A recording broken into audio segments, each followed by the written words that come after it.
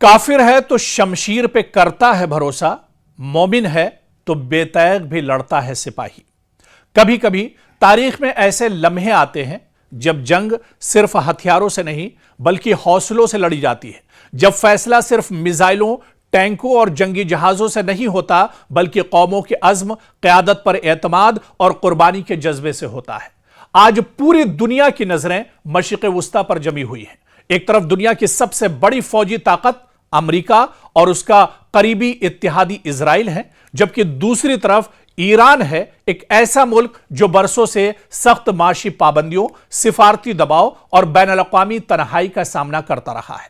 लेकिन इन तमाम मुश्किलात के बावजूद ईरान ने अपने दिफा और मज़ाहिमत की सलाहियत को बरकरार रखा है और यही चीज आज दुनिया भर में बहस का मौजू बनी हुई है।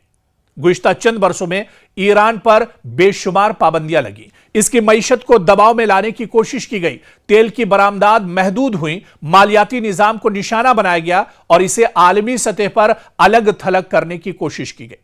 लेकिन इसके बावजूद ईरान ने अपने दिफाई प्रोग्राम, मिसाइल टेक्नोलॉजी और ड्रोन सलाहियतों पर काम जारी रखा। ईरानी क़यादत मुसलसल यह मौक़िफ़ अख्तियार करती रही है कि वो बैरूनी दबाव के सामने झुकने के बजाय मज़ाहिमत का रास्ता अख्तियार करेगी।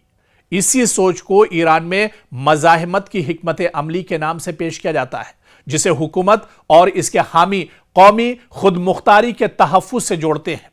हालिया कशीदगी में ईरान ने मुतादिद ऐसे दावे किए हैं जिनमें अमरीकी ड्रोन्स को मार गिराने, इजरायली अहदाफ को निशाना बनाने और अपने फजाई दिफा की कामयाबियों का जिक्र किया गया है। दूसरी जानिब अमरीका और इजराइल ने भी ईरान के खिलाफ मुख्तलिफ फौजी कार्रवाइयां और हमलों की इत्तलात जारी की। जंगी हालात में दोनों फरीक अपनी अपनी कामयाबियों के दावे करते हैं, जिनमें से बाज की आजादाना तस्दीक फौरी तौर पर मुमकिन नहीं होती। ईरान के अंदर सरकारी बयानिया यह है कि अवाम अपनी क़यादत के साथ खड़े हैं और मुल्क के दिफा के लिए हर कुर्बानी देने को तैयार हैं। इसी जज्बे को ईरानी मीडिया और सरकारी बयानात में नुमाया तौर पर पेश किया जाता है। दूसरी तरफ नाक़दीन यह भी कहते हैं कि ईरान के अंदर राय आम्मा मुतनव्वो है, यानी अलग अलग है और तमाम शहरी यकसा सियासी मौक़िफ़ नहीं रखते। इसलिए पूरे मुआशरे के बारे में कतई दावा करना दुरुस्त नहीं होगा। इस जंग का एक अहम पहलू यह भी है कि यह सिर्फ दो ममालिक के दरमियान अस्करी मुकाबला नहीं, जंगी मुकाबला नहीं, बल्कि खित्ते में असर व रसूख, सलामती, ताकत के तवाजुन और मुस्तकबिल के सियासत का भी मामला है। अगर कशीदगी मजीद बढ़ी तो इसके असरात सिर्फ ईरान या इजराइल तक महदूद नहीं रहेंगे, बल्कि पूरा मशरिक़ वुस्ता, आलमी तवानाई के मंडियां और बैनुल-अक़वामी मईशत पर भी मुतासिर हो सकती है, जैसा कि पिछली बार देखने को मिला था। ईरान के हामी इसे एक ऐसी कौम के तौर पर पेश करते हैं जो दबाव के बावजूद पीछे हटने के लिए तैयार नहीं, जबकि इसके मुखालिफिन इसे खित्ते में कशीदगी बढ़ाने का जिम्मेदार करार देते हैं। और यही वजह है कि इस तनाज़े को मुख्तलिफ ममालिक और मुबस्सिरीन मुख्तलिफ जावियों से देखते हैं। एक बात अलबत्ता वाज़ेह है कि यह जंग सिर्फ असलहे की ताकत का इम्तिहान नहीं, बल्कि सियासी अज़्म, सिफारती हिकमत अमली, माशी बर्दाश्त और अवामी हौसले का भी इम्तिहान है। तारीख हमेशा यह याद रखती है कि जंगों में सिर्फ ताकत नहीं बल्कि फैसले, हिकमत, सब्र और इस्तिकामत भी अपना किरदार अदा करते हैं।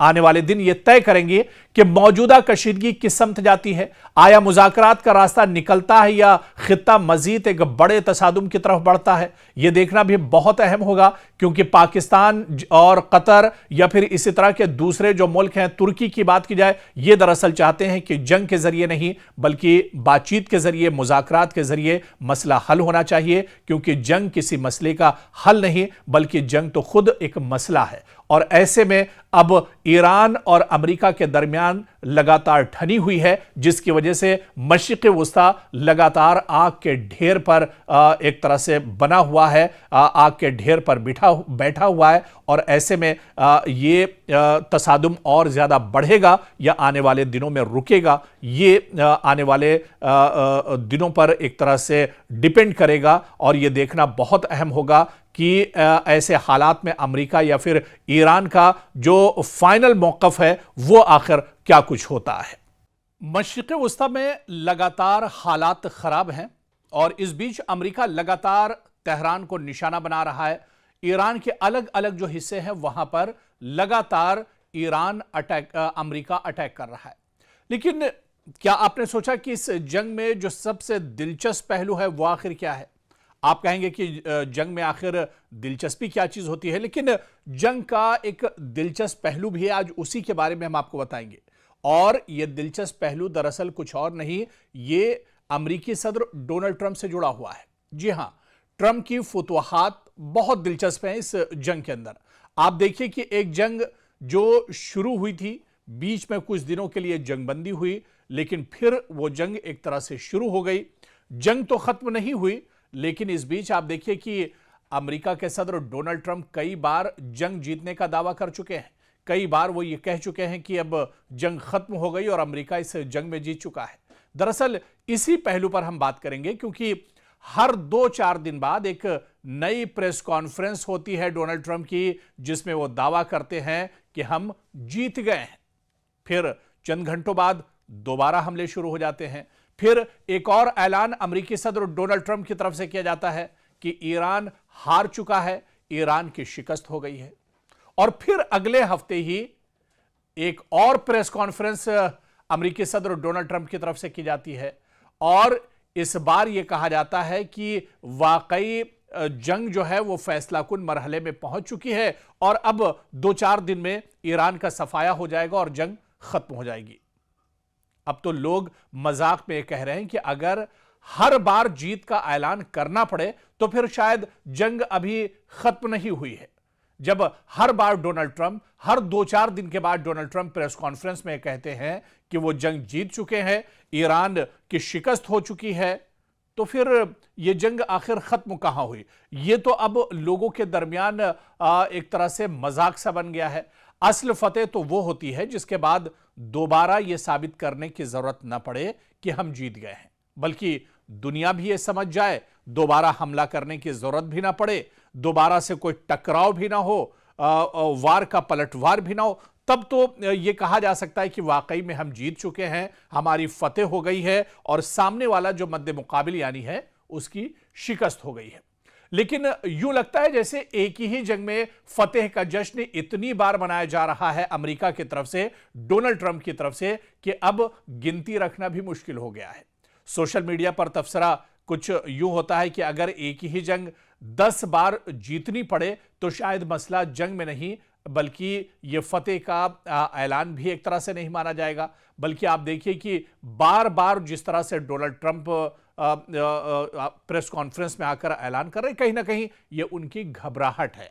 डोनाल्ड ट्रंप, आपको याद होगा कि जब इजराइल और अमेरिका ने शुरू में ही हमला किया था ईरान पर, अचानक हमला हुआ था, मुश्तरका हमला था इजराइल और ईरान, अमेरिका का ईरान के ऊपर, तेहरान के ऊपर, और उसके फौरन बाद अमेरिकी सदर डोनाल्ड ट्रंप की प्रेस कॉन्फ्रेंस हुई थी और उन्होंने कहा था कि एटमी हथियार ईरान के पास हैं जो इजराइल के लिए बहुत बड़ा खतरा है, दुनिया के लिए बहुत बड़ा खतरा है, मशरिक़ वुस्ता के लिए बहुत बड़ा खतरा है। ऐसे में ईरान को अब दरअसल ईरान से बहुत कहा गया, उसके ऊपर दबाव बनाया गया, पाबंदियां लगाई गई, फिर भी वो एटमी हथियार बना रहा है। हालांकि इस बयान में भी डोनाल्ड ट्रंप झूठ बोल रहे थे, क्योंकि इससे पहले जब हमला हुआ था, इजराइल ने हमला किया था ईरान के ऊपर, उस वक्त भी डोनाल्ड ट्रंप ने यही कहा था। और डोनाल्ड ट्रंप ने इससे पहले जब हमला हुआ था उसमें कहा था कि अमेरिका ने अटैक किया है और अमेरिका के B-2 बम्बर ने दरअसल ईरान के अंदर जो एटमी हथियार हैं, जहां पर ये एटमी हथियार रखे जाते हैं,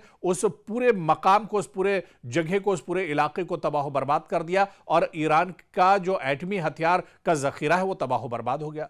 फिर जंग हुई, फिर यही बहाना बनाया गया। तो दरअसल यह बहाना है, बल्कि बहाने से ज्यादा यह कहा जाए कि यह डोनाल्ड ट्रंप और अमेरिका का डर है जो निकलकर सामने आ रहा है, और यह डर अब दुनिया के सामने निकलकर सामने आ चुका है, खुलकर सामने आ चुका है। अब दुनिया दरअसल उसको एक मजाक की तरह से देख रही है कि डोनाल्ड ट्रंप दरअसल अब इतने ज्यादा नफ्सियाती तौर पर परेशान हैं, इतना इस जंग का बोझ उनके ऊपर है, इतना दबाव उनके ऊपर है कि जब भी प्रेस कॉन्फ्रेंस में आते हैं तो यह कहना नहीं भूलते हैं कि ईरान हार चुका है और अमेरिका जीत चुका है। लेकिन जंग तो अभी चल ही रही है। और आप देखिए कि यह जंग कब तक चलेगी, यह तो अब डोनाल्ड ट्रंप भी नहीं बता सकते हैं। दुनिया हैरान है कि एक तरफ अमेरिका जैसा सुपर पावर मुल्क और दूसरी तरफ ईरान जैसा ऐसा कमजोर मुल्क जिसके ऊपर हमेशा से अमेरिका ने पाबंदियां रखी हो, लेकिन वो अमेरिका और इजराइल जैसे बड़े मुल्कों का, जिनके पास जदीद टेक्नोलॉजी है, जदीद हथियार हैं, जदीद ड्रोन और मिसाइल हैं, वो उसका सामना, ईरान ऐसे मुल्कों का सामना डटकर कर रहा है। तो यही वजह है कि अब डोनाल्ड ट्रंप की परेशानी जो है वो खुलकर सामने आ रही है। और डोनाल्ड ट्रंप इसी वजह से जो दुनिया देख रही है उसे भी झुठलाने की कोशिश करते हैं। और जब भी प्रेस कॉन्फ्रेंस में, जब भी मीडिया के सामने आते हैं, तो ये कहना नहीं भूलते हैं कि अमेरिका जीत गया है, अमेरिका जंग में जीत रहा है, अमेरिका 2-4 दिन में ईरान को नेस्तो नाबूद कर देगा। लेकिन यह जंग तो पिछले कई महीनों से चल रही है। ईरान डटकर मुकाबला कर रहा है, मजबूती के साथ मुकाबला कर रहा है। और यह जंग कब तक चलेगी, ना तो हम कह सकते हैं, ना आप कह सकते हैं, और ना ही इसका अंदाजा दुनिया के सुपर पावर यानी डोनाल्ड ट्रंप को इसका अंदाजा है कि यह जंग कब तक चलेगी।